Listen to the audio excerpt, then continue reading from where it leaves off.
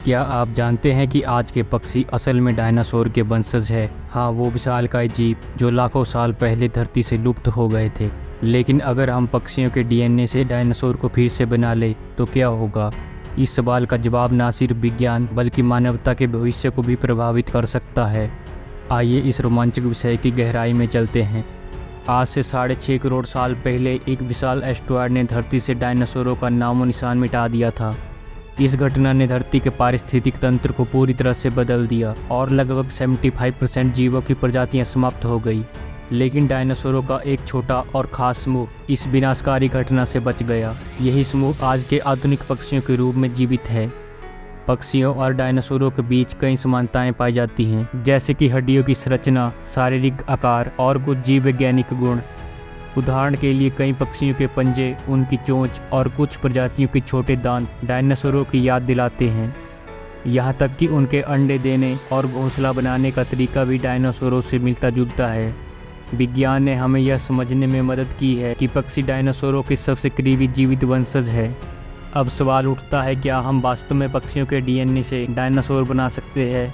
वैज्ञानिकों ने genetic engineering में कई उपलब्धियां हासिल की हैं और CRISPR-Cas9 जैसी एडिटिंग तकनीकें इस प्रक्रिया को संभव बना सकती है। पक्षियों के डीएनए में कुछ विशेष जीन होते हैं जो डायनासोरों के गुणसूत्रों से मेल खाते हैं। अगर वैज्ञानिक इन जीनों को सही तरीके से एडिट कर सकें तो संभव है कि हम डायनासोर जैसे जीव बना सकते हैं। फिलहाल अब तक हम इस दिशा में पूरी तरह से सफल नहीं हो पाए हैं, क्योंकि हमें पूरी तरह सुरक्षित और वास्तविक डीएनए के अंश नहीं मिल पाए हैं। कुछ वैज्ञानिकों का मानना है कि पक्षियों के जीनों में कुछ छुपे हुए गुण अब भी ऐसे हैं जिन्हें डायनासोरों के रूप में एक्टिवेट किया जा सकता है। हाल ही में चिकन के जीन्स के साथ किए गए कुछ प्रयोगों से ये बात सामने आई है कि हम उनकी चोंच को डायनासोर जैसे दांतों में बदल सकते हैं। लेकिन क्या होगा अगर डायनासोर फिर से जिंदा हो गए? मान लीजिए कि वैज्ञानिक पक्षियों के डीएनए से डायनासोर बना लेते हैं। अब सवाल ये है कि अगर ये जीव फिर से धरती पर आते हैं तो क्या होगा? सबसे पहले हमें इन डायनासोरों के लिए एक सुरक्षित और उचित पारिस्थितिक तंत्र तैयार करना होगा, क्योंकि आज के समय में जंगलों की मात्रा पहले के मुकाबले बहुत कम हो चुकी है। डायनासोर जैसे बड़े और शक्तिशाली जीवों को रहन सहन और खाने पीने के लिए बहुत बड़ी मात्रा में जगह और संसाधन चाहिए होंगे, जो इस समय हमारे पास उपलब्ध नहीं है। इसके अलावा यदि ये डायनासोर गलती से या किसी कारणवश मुक्त हो जाते हैं तो वे पारिस्थितिक तंत्र और मानवता के लिए भी बहुत बड़ा खतरा बन सकते हैं।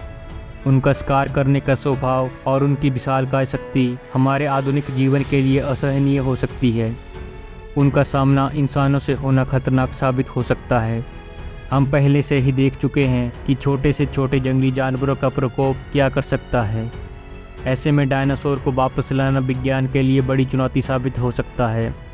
डायनासोर को फिर से बनाना केवल एक वैज्ञानिक समस्या नहीं है, बल्कि इसमें कई नैतिक और सामाजिक चिंताएं भी जुड़ी हुई है। क्या हमें सच में ऐसे जीवों को वापस धरती पर लाने का प्रयास करना चाहिए जिनका अस्तित्व अब समाप्त हो चुका है? अगर हम डायनासोर जैसे जीवों को फिर से बनाएंगे तो क्या हमें उनकी सुरक्षा और देखभाल के लिए तैयार रहना चाहिए? इसके अलावा यह भी सोचने वाली बात है कि अगर हम एक प्रजाति को वापस धरती पर लाते हैं तो इसका पारिस्थितिक संतुलन पर क्या प्रभाव पड़ेगा? डायनासोर का अस्तित्व लाखों साल पहले खत्म हो गया था और प्रकृति ने खुद को इसके अनुसार ढाल लिया था। अब उन्हें फिर से जिंदा करना इस संतुलन को भंग कर सकता है। डायनासोर को जिंदा करने की रिसर्च पर हर साल करोड़ों रुपए खर्च किए जाते हैं। क्या आप सच में डायनासोर को फिर से देखना चाहेंगे? कमेंट करके ज़रूर बताएं। और अगर आपको वीडियो पसंद आई हो तो इसे लाइक शेयर ज़रूर करें और हमारे चैनल को सब्सक्राइब करना ना भूलें। धन्यवाद।